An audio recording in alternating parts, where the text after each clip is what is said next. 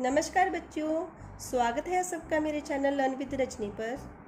आज की इस वीडियो में हम कक्षा 6 के पाठ 9 एक बूंद कविता के सभी अभ्यास कार्य को आसान भाषा में समझेंगे। पिछली वीडियो में हमने पूरी कविता को बहुत ही आसान तरीके से समझा था और आज हम इसके अभ्यास कार्य करेंगे। हर एक प्रश्न का उत्तर हम देखेंगे, उसे समझने का प्रयास करेंगे। तो बच्चों, अपने कॉपी पेन तैयार रखिए और चलिए शुरू करते हैं आज की वीडियो। सबसे पहले हम पाठ के शब्द अर्थ देखते हैं। पाठ 9 एक बूंद कविता। शब्द अर्थ: कड़ी, निकली, भाग्य, नसीब, अनमनी, बिना मन के, जी, मन, काल, समय, लो, बूंद की तरह। तो चलिए अब हम इसी पाठ के प्रश्न उत्तर देखते हैं। सबसे पहला प्रश्न है, मेरे साथ साथ दोहराइए। जब एक बूंद ने अपना घर छोड़ा तो उसकी मनोदशा क्या थी? जब बूंद ने अपना घर छोड़ा तो बहुत घबराई हुई थी। वह सोच रही थी कि मैं घर से क्यों निकली। उसे यह भी डर था कि मैं बचूंगी या नहीं। उसे अपने भविष्य की चिंता थी। प्रश्न नंबर 2, प्रस्तुत कविता में बूंद के मन में आए प्रश्न क्या क्या थे?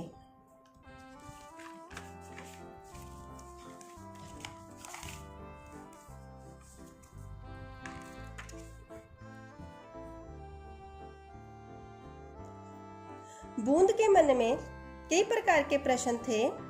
वह सोच रही थी, मेरे भाग्य में पता नहीं क्या लिखा है। मैं बचूंगी या फिर धूल में मिल जाऊंगी। कहीं मैं किसी अंगारे पर गिर जाऊंगी या फिर मैं किसी कमल के फूल में गिरूंगी।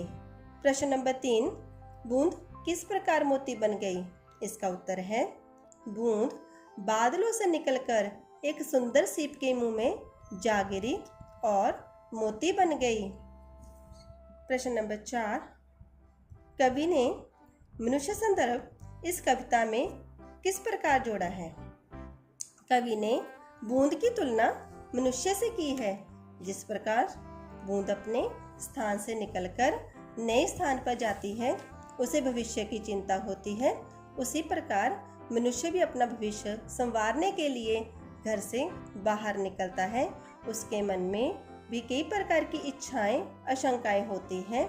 इसी प्रकार कवि ने बूंद के माध्यम से मनुष्य के जीवन को समझाया है। प्रश्न नंबर 5, तो आइए इस कविता का भावार्थ लिखिए। इसको समझते हैं हम। कवि ने इस कविता का क्या भावार्थ हमें बताया है। कविता का भावार्थ ये है कि हमें किसी भी परिस्थिति में घबराना नहीं चाहिए। हमें परिस्थितियों का साहस और धैर्य से सामना करते हुए आगे बढ़ते रहना चाहिए तथा हर बाधा को पार कर अपनी मंजिल प्राप्त करनी चाहिए। चलिए आगे देखते हैं अभ्यास कार्य में। पंक्तियां पूरी करें। जो निकलकर डैश की गोद से थी अभी एक बूंद आगे बढ़ी। तो इसका आंसर आएगा बादलों। आगे, मैं डैश जा मिलूंगी धूल में। आंसर आएगा बचूंगी। मैं बचूंगी जा मिलूंगी धूल में। बह गई उस काल एक ऐसी हवा, वह डैश और आई अनमनी। आंसर है समुंदर। वह बह गई उस काल एक ऐसी हवा, वह समुंदर और आई अनमनी। आगे देखिए, एक डैश सीप का मुंह था खुला, वह उसी में जा पड़ी डैश बनी। तो इसका आंसर आएगा, एक सुंदर सीप का मुंह था खुला, वह उसी में जा पड़ी क्या बनी? मोती बनी। अगला देखिए अगली पंक्ति देखिए, किंतु घर का छोड़ना अक्सर उन्हें डैश कुछ और ही देता है कर। आंसर देखिए इसका, किंतु घर का छोड़ना अक्सर उन्हें बूंद लो कुछ और ही कर देता है। अगला अभ्यास कार्य, सही उत्तर पर चिन्ह लगाइए। कवि ने मनुष्य को किसकी उपमा दी है? बारिश की, बूंद की, मॉनसून की। आंसर है बूंद की उपमा दी है कवि ने। बूंद जब डैश से निकलती है तो बहुत चिंतित होती है। बादल, स्कूल, नदी। आंसर आएगा बूंद जब बादल से निकलती है। नेक्स्ट, बूंद डैश में जाकर गिरी। बूंद किस में जाकर गिरी? कमल, धूल और सीप। बूंद किस में जाकर गिरी? सीप में जाकर गिरी। प्रस्तुत कविता किसके द्वारा रचित है? अयोध्या सिंह उपाध्याय हरिओंद के द्वारा, हरिवंश राय बच्चन और निराला जी। प्रस्तुत कविता अयोध्या सिंह उपाध्याय हरिओंद के द्वारा रचित है। घर छोड़ने से पहले लोग क्या करते हैं? लोग सोचते हैं, विचारते हैं, झिझकते हैं। आंसर आएगा लोग सोचते हैं। और अब हम इसी पाठ का भाषा बोध करेंगे। समानार्थी शब्दों का सही मिलान करेंगे। तो अब हम इसी कविता का भाषा बोध करेंगे। समानार्थी शब्द करेंगे। बादल, बादल का आएगा वारिद। नंबर 1, भाग्य, भाग्य है किस्मत।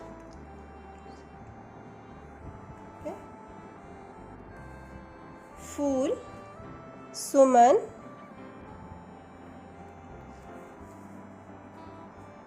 घर, निकेतन,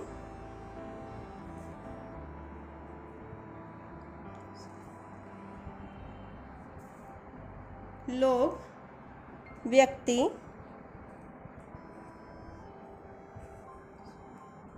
समुद्र, सागर। तो ये थे हमारे समानार्थी शब्दों का सही मिलान कीजिए। आगे हम करेंगे शब्दों को शुद्ध करके लिखो। सीप, समुंदर, अंगारे,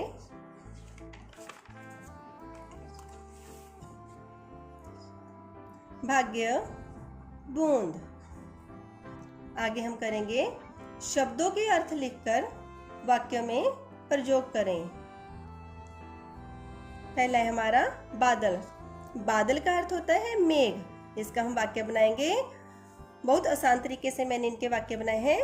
आकाश में बादल छाए हैं। नंबर 2, जमीन, इसका अर्थ है धरती। किसान जमीन पर खेती करता है। नंबर 3, मोती, अर्थ क्या है इसका? एक बहुमूल्य रत्न। वाक्य क्या बनेगा? मोती बहुत सुंदर होता है। आगे है बूंद, अर्थ इसका जल की छोटी मात्रा। वाक्य क्या बनेगा? बारिश की बूंद मेरे हाथ पर गिरी। नंबर 5, कमल, अर्थ है इसका एक सुंदर जल फूल। वाक्य क्या बनेगा? तालाब में कमल खिला है। ठीक है। तो आगे हम करेंगे संज्ञा बनाइए। संज्ञा में पहला है बचना, बचाव, बनना, बनावट, सुंदर, सुंदरता, सोचना, सोच, झिझकना, झिझक, गिरना, गिरावट। तो हमारा लास्ट में है इस कविता के मौखिक प्रश्न।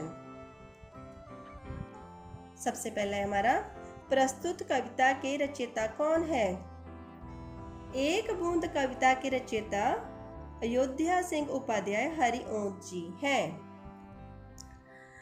नंबर 2, प्रस्तुत कविता में किसने अपना घर छोड़ा? तो मेरे साथ साथ दोहराइए।